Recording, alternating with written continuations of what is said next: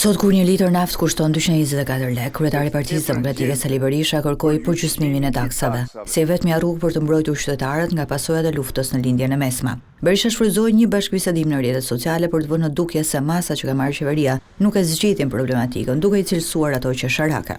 Është emergjente përgjysmimi i taksave me specialistët më të mirë të fushës gjatë këtyre 3 javëve.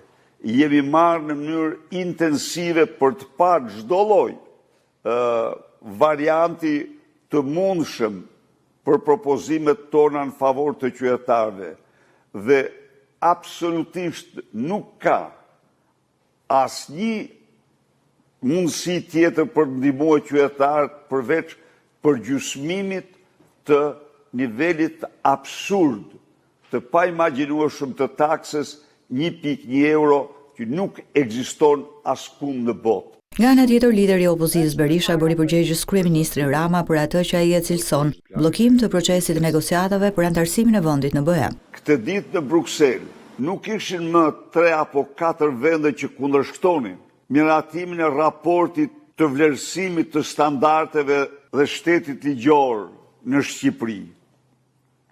Por ato u bën 9 vende që e kundërshtuan me shumë argumente dhe shumë çështje votimin e këtij raporti.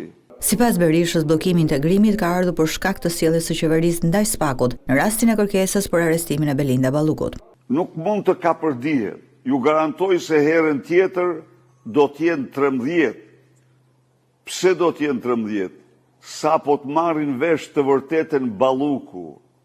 E vërteta e dosjes Balluku dhe Akshi janë bërë, si thosh, dokumentat pa kundërshtueshme të korrupsionit në Shqipëri dhe të bllokimit të luftës korrupsionit nga Edi Rama.